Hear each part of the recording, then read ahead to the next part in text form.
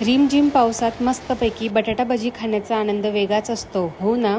पावसाचे दिवस चालू झाले आहे, मग मस्त गरमागरम खाण्याची इच्छा होते. तशीच इच्छा माझी झाली. म्हटलं बाहेर छान पाऊस पडत आहे, काहीतरी गरमागरम खावे म्हणून मस्त बटाट्याची भजी तयार केली. तुम्हाला सुद्धा पाऊस पडल्यावर असंच काहीतरी गरमागरम खावेसे वाटते का, ते कमेंटमध्ये सांगा.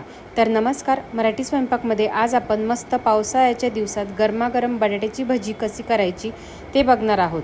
चला तर मग लगेचच रेसिपीला सुरुवात करूया. तर बटाटा भजी करण्यासाठी सर्वात पहिले आपल्याला लागणार आहे बटाटे.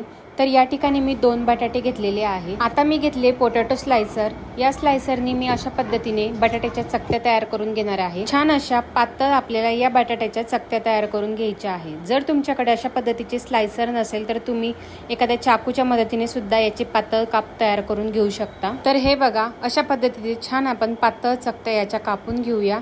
तर उरलेल्या सर्व बटाट्याच्या आपण अशाच पद्धतीने छान पातळ कापून घेऊया. तर हे बघा, सुंदर आपण अशा छान बटाट्याच्या चकत्या या ठिकाणी तयार करून घेतलेल्या आहे. थोड्याशा अशा जाडसर असल्या तरी काही हरकत नाही. आता या बटाट्याच्या चकत्या आपण पाण्यात घालूया, जेणेकरून त्या काळ्या पडू नये, त्यासाठी आपण या पाण्यात घालूया. आता आपण भजी करण्यासाठी याचं बेसनाचं मिश्रण तयार करून घेऊया. तर या ठिकाणी मी एक बाउल घेतला आहे, त्यामध्ये आपण सर्वात आधी साधारण 2 कप बेसन घालूया. आता बटाटा भजी छान अशी कुरकुरीत व्हावी यासाठी यामध्ये 2 चमचे मी रवा घालत आहे. रवा घातला की त्यानंतर आपल्याला पाव चमचा ओवा घालायचा, असा हातावर चोळून घालत आहे.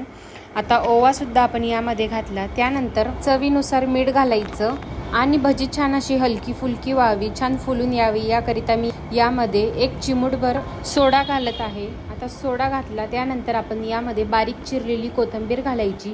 आता कोथिंबीर घातली की याला आता आपण छान मिक्स करून घेऊया. पहिल्यांदा आपल्याला हे कोरडे जिन्नस छान मिक्स करून घ्यायचे आहे. आता मिक्स करून घेतलं की यामध्ये आपल्याला थोडे थोडे करून पाणी घालायचे आणि गुठळ्या मोडत मोडत आपल्याला याचे सैलसर मिश्रण तयार करून घ्यायचे. तर लक्षात घ्या, आपण जेव्हा मिश्रण करत असतो तर ते थोडे थोडे पाणी घालून मिश्रण तयार करायचे. सुरुवातीला खूप जास्त एका वेळेस पाणी घालू नका. सुरुवातीला आपणच खूप जास्त पाणी घातलं तर त्याच्या गुठळ्या व्यवस्थित मुडत नाही. त्यामुळे सुरुवातीला थोडे थोडे पाणी घालून याच्या छान अशा गुठळ्या मोडून घ्यायच्या आणि मग तुम्हाला जसं घट्ट पाहिजे त्यानुसार तुम्ही नंतरनं पाणी वाढवू शकता. आणखीन एक महत्त्वाची गोष्ट म्हणजे जेव्हा आपण कोणत्याही प्रकारचे भजी करत असतो त्यावेळेस बेसनाचे मिश्रण हे खूप जास्त घट्ट नको.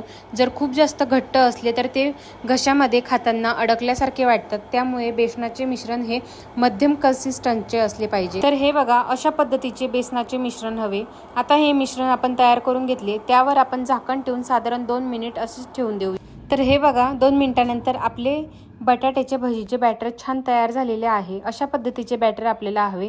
खूप जास्त पातळ केले तर ते बटाट्यावरून सटकून जाते. त्यामुळे अशा पद्धतीचे मध्यम कन्सिस्टन्सीचे बॅटर आपल्याला या ठिकाणी तयार करायचे आहे. आता आपले बॅटर सुद्धा तयार आहे आणि बटाट्याच्या चकत्या सुद्धा तयार आहे. आता आपण बटाट्याची भजी तयार करायला घेऊया. आता आपण याच्यामध्ये बटाट्याच्या चकत्या टाकूया आणि हे मिश्रण या बटाट्याच्या चकत्यांवर छान कोट करून घेऊया. एक एक चकत्या आपण या बॅटरमध्ये टाकायच्या आणि आपल्या तेल छान तापलेले आहे तेलामध्ये टाकायच्या. आता सर्वात महत्त्वाची गोष्ट म्हणजे कुठल्याही प्रकारची भजी तळत असताना तेल हे मध्यम गरम असले पाहिजे. खूप जास्त तापलेले सुद्धा नको किंवा खूप जास्त कमी तापलेले सुद्धा नको. छान असे मध्यम गरम तापलेले हवे. व्हिडिओमध्ये दाखविल्याप्रमाणे जशा पद्धतीचे तेल तापले आहे तशाच पद्धतीचे तुम्ही सुद्धा तेल तापवून घ्या. आता एक एक करून आपण या बटाट्याची भजी या तेलामध्ये सोडलेली आहे. गॅस आपण कमी करूया कारण तेल आपले तापलेले आहे.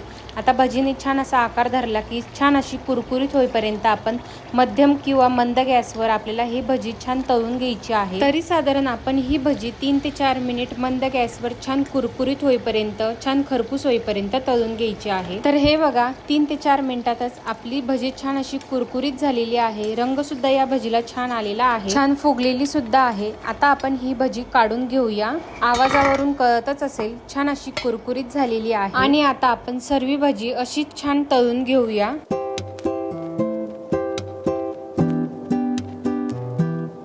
आता भजी तळताना कुठल्याही प्रकारची मिरची घ्या. मिरची शिवाय तर भजीला मजाच नसती.